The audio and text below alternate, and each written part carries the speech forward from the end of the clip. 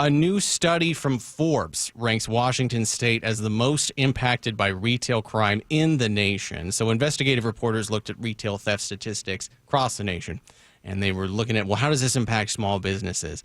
And based on its share of the U.S. population, Washington is... We're number one. We're number one. This statistic is amazing. It accounts for 48% more retail theft than expected. So 48% above the average. The average per our population and the amount of business done in the state. We are just shoplifting like crazy. So that is a loss of about $347 for every person in the state, right? So if we all went out, wow, it's an amazing number. Washington State is in the top 20 worst states for the cost to small businesses from retail crime. This is in juxtaposition, by the way, to the A rating that Washington has when it comes to starting or operating a small business. So it's a business-friendly environment. Right. It's also a shoplifting-friendly environment. And that is the dichotomy that we're dealing with, where Washington State has the highest median income rate in the United States, or one of the highest. It usually rotates within the top 5 or the top 3. Top 3 usually, yeah. Washington State has been considered by a number of polls out there to be the second best state to do business. We're business-friendly. In the country, number 2, right above California, which has a higher GDP. And yet, number 1 in retail crime. This is something that I have said this, and I'll keep saying it. The more that we talk about it, and the more that people think to themselves, you know what? I want a Target in my neighborhood, or I want that mom and pop place to be open. Yeah, I'd love a little local hardware store. Exactly. I think the more that people talk about it, the more this changes, and it doesn't happen through outrage. You just have to talk about it and talk about the numbers, and then people make better decisions based on it. Right? Well, I think these numbers reflect a kind of a perfect storm of a lack of law enforcement's ability to pursue criminals. I mean, you grab something, run from a store. Nowadays, the store can't stop the guy. Can't even stop a guy dragging an ATM. You can't. Well, and the cops, cops won't come for a shoplifting call. Yeah, there's not the manpower. Right. Couple that with the economic divide in this region. You know, I mean, you can't afford to live here. You can't afford to pay your bills and feed your family. So, I mean, I know shoplifting is a real. They're all dirtbags. They're just punks and they're opportunists. A lot of shoplifting is out of necessity. I've said that before, and I know it's a minor part of the problem. Is people who do steal out of necessity. They steal food. They might steal clothing, but sometimes it's an economic need that drives people to shoplift. It's not just a moral bankruptcy. I don't know. I think all those things come into play. I mean, how do you get to 48% above the norm?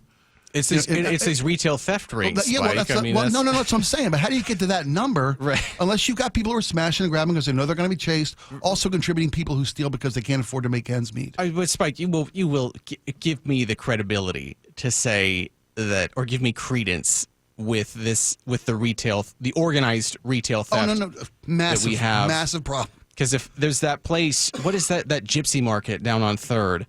Those you're not stealing Tide and you're not stealing USB-C cables because you're desperately hungry. Well, we talked about earlier this week about what's on lockdown at a store.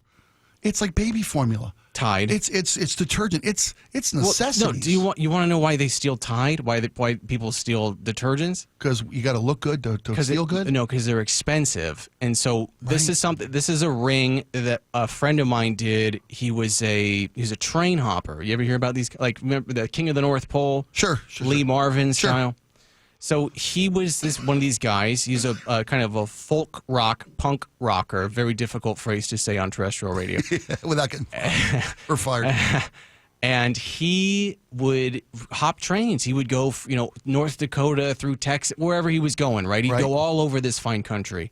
And part of his grift was, in order to make money, is he would go to one Safeway, let us just say in Wyoming, and he would steal 2 of these huge olive oil drums. Cans, basically. 5-gallon can. He would walk right out with them, and then he would go over to the next town, and then he would walk in, and he would say, I'm returning these. I bought them in the town over. I don't have the receipt. My dad owns this business. I just need it's the same product. Yeah. And it worked 99% of the time. That's why they steal Tide. Because it's not because they need it at their home. It's because they're reselling it?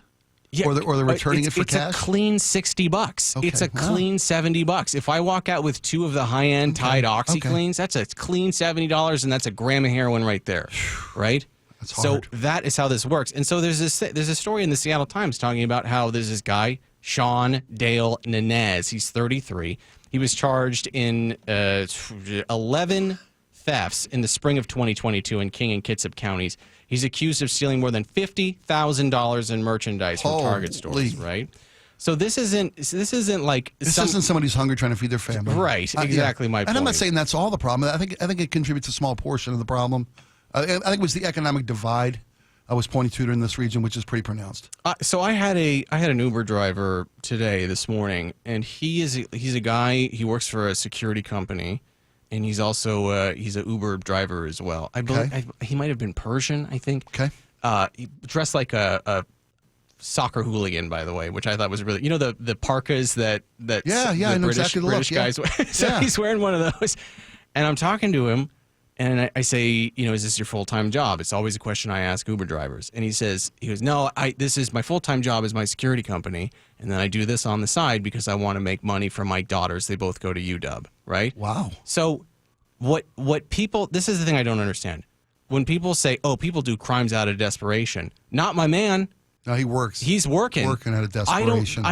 He's working out of desperation. So that and he doesn't need to do it, but he wants his daughters to be able to be in sororities and get the sorority dresses and get the handbags and the hair and whatnot. Well, I think he mentioned he got the tuition covered, but it's all the other stuff that his daughter. Yeah, the peripherals of making a life experience worthwhile. And so that's what he wants for his kids. That's cool. He's not walking into a Target and stealing a bunch of Tides so that he can go get handbags for his kids, right? So I think we have to include that mentality in there when we talk about quote unquote desperation when it comes to homeless people. That's well put. Right? Yeah. So, but I will, to wrap this up, I will grant you this, why there are people out there that will walk into a Starbucks and they will pocket those sandwiches. For sure, that's a thing. There are people out there who will walk into a Target or a Kroger or whatever, and they will pocket whatever they can. Yeah. That is a thing.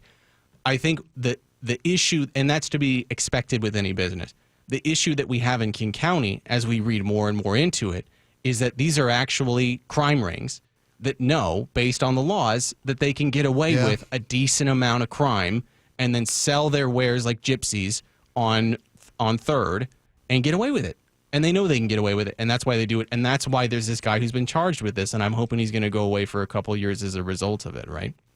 He faces a prison sentence of at least 4 years and a $20,000 penalty for each felony count. Right? Full-time career thief. Yeah, which, it's the thing that, look at this. Like, there's this other article from My Northwest that I wanted to touch on about how shoppers are on edge after shootings in the last 2 years at South Center over the Thanksgiving holiday. I saw this. Right? And I was thinking about, how we were always saying we don't make the abnormal normal. Mm-hmm. This is an aspect of that where now it's, well, I can't go to South Center because it's normal for people to get shot at that mall. It's normal for violence to break out at that mall. A couple years in a row on Thanksgiving, it puts it in the back of your mind when you go there that it's more likely that something's going to go wrong while you're out shopping and it keeps people away.